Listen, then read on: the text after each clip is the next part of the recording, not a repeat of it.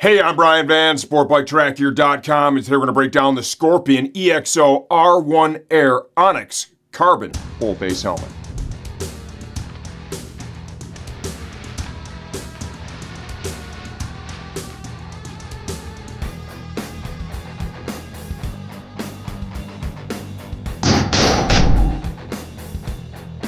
Okay, as of the time we're shooting this video, the Onyx Carbon helmet retails for $649.95. Please understand, we never update videos for pricing changes, only when the product itself has been completely redesigned.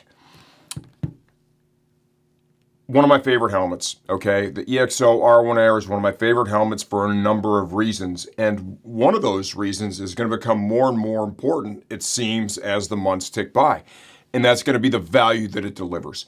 At its price of $649, this is the kind of helmet that I put this thing up against, like the X15, the Pista, the Corsair X, helmets that are selling for double, right? Even in excess of double. Tons of value, tons of performance. I love this thing. I've had one for a long time. I've ridden in it multiple times. Excellent helmet. Can't recommend it enough. And if you're not comfortable spending that $1,000, $1,100, $1,200, whatever, $2,000, I got to tell you, this is a kick-ass option, and you're giving nothing away. Who is this helmet right for? This helmet is right for any rider that's looking for a high-quality, lightweight, comfortable, well-ventilated, safe, full-face helmet. This one's going to be at home on the racetrack or the street, crossover from one environment to the other with no issue whatsoever. What is included with this helmet? Well, you're going to get the dark smoke shield that we're showing you. I installed that for visual effect. It just looks better. It includes the chin curtain, already installed on the helmet. It's going to ship with a clear shield as well from the factory. The clear shield is going to be the one that's installed. The dark one is going to come in this protective sleeve. Nice value add there. It's going to come with a Pinlock 120 fog-free insert. This will work with either the dark smoke or the clear shield. This is bar none still the benchmark for fog-free performance. Last but not least, we've got a nice padded helmet bag that is also included with the helmet. Helmet fit. I measure 58 centimeters on the money with an intermediate oval head shape. This helmet was built to the intermediate oval head form. A medium in this fits me perfect right out of the box. This has a real nice sport/race fit. When you get the helmet on, it really feels captured.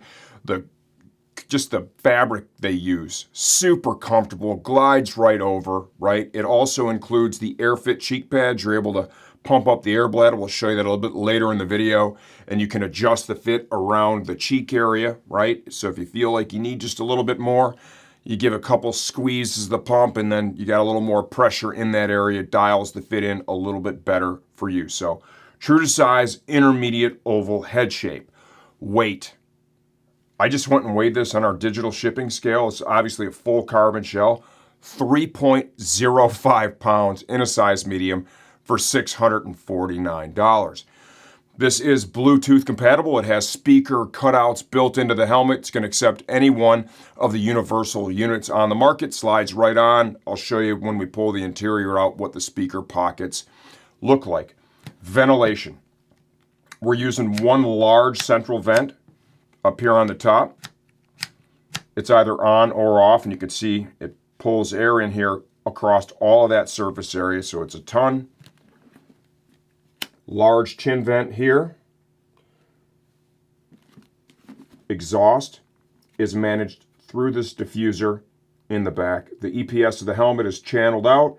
We'll show you how it corresponds with the holes for the built-in ventilation. Tons of airflow. This is one that I have ridden in, and I can tell you the airflow is outstanding. The level of noise production is what I would expect for a helmet that flows this much air. It's not crazy. It's right where it should be. I wear earplugs when I'm on the racetrack. I recommend anybody to wear earplugs. It just takes that edge off the high-pitched stuff. You can use those on the street, and it doesn't even drown out the noises from other cars, other traffic, so you're still aware while you're out riding. Shell construction, full carbon fiber shell. It's done in 3 shell sizes: extra small, small, medium, large, extra large, 2X. Safety standards here in the US, this is done to DOT as well as ECE 2206. Noise, we already touched on it, right? It ventilates really well. For how well it ventilates, I'd say it leans toward the quiet side. It's not terrible. Still, once again, everyone's different too. For some people, what's noisy is normal or leaning quiet for other people. If you're worried about noise, you should 100% be using earplugs. Glasses compatibility. Clark's going to show you some B-roll here. This is one of the features Scorpion really has nailed. The glasses compatibility, the glasses go in relatively easy. Once they're in, they're going to sit on the bridge of your nose, no problem, right?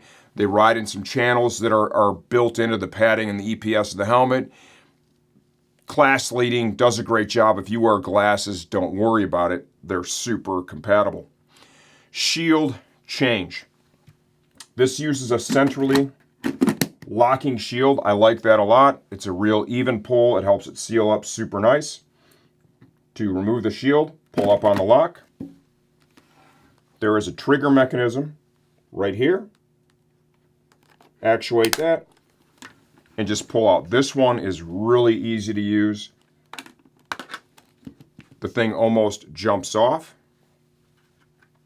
It'll be a little easier to show you back on with the clear. So what you want to do is you want to start in that upwardmost position, and you want to try and get those tabs lined up. And you see how I was kind of rotating that a little bit? That just helps it kind of jump in. Put a little bit of pressure on it, inward. Rotate and push. It's going to lock right in. Repeat the process here on the other side. Push in, like so. Before you take the helmet out and ride with it, what I'd like to have you do is go ahead and actuate it a couple of times.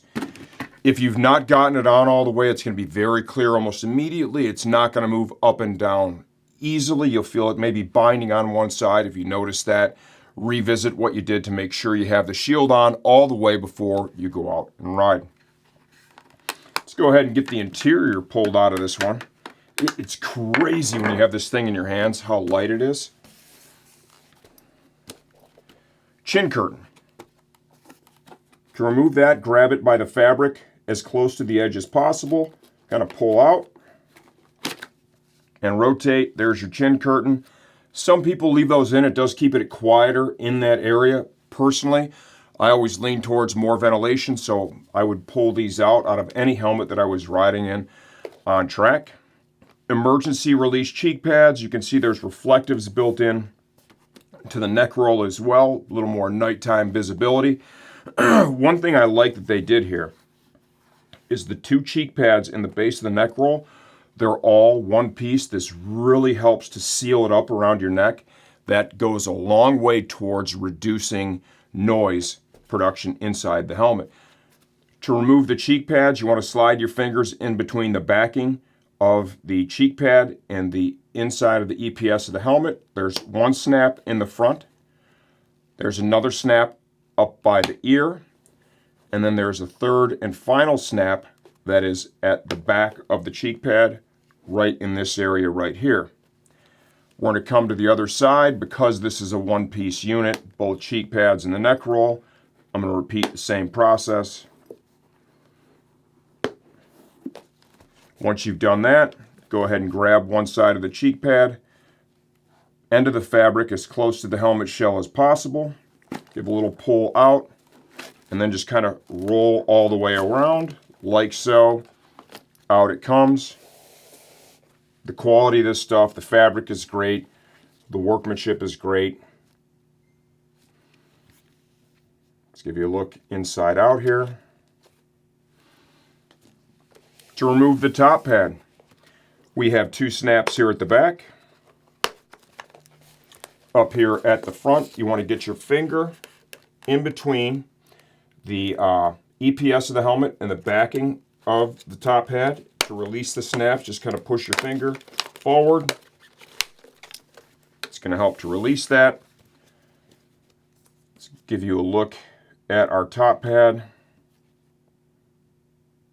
When you compare this to some of their price point helmets too, you can really see as you get into this upper tier for Scorpion, the quality of even the liner itself, you know, the fabric used as well as the overall build quality increases a little bit. The other stuff is all good, of course. This is a little higher level. If you want to remove the chin strap covers, those are held on by Velcro. Just kind of stick your finger in there, release it, right? Super easy, very self-explanatory in my opinion.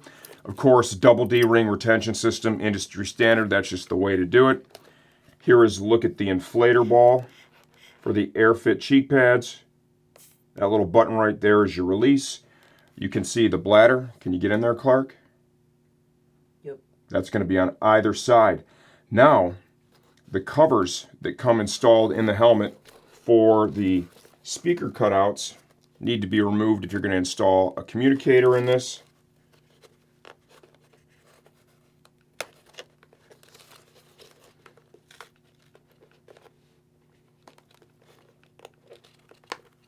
They kind of have a plastic backing on them.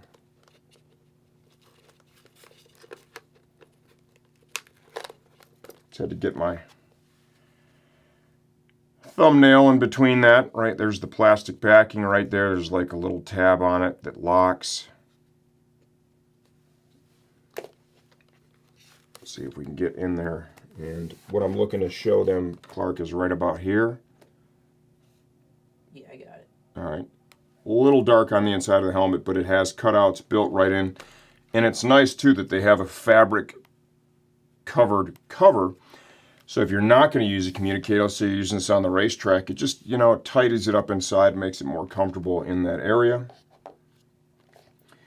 Inside the helmet, you'll see the EPS is channeled out. There's large ventilation holes built in there. That EPS being channeled kind of helps to work as like a crumple zone in the event of an impact.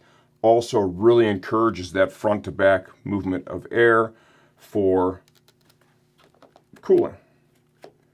Inside the chin bar, there is a switchable vent right here, on or off.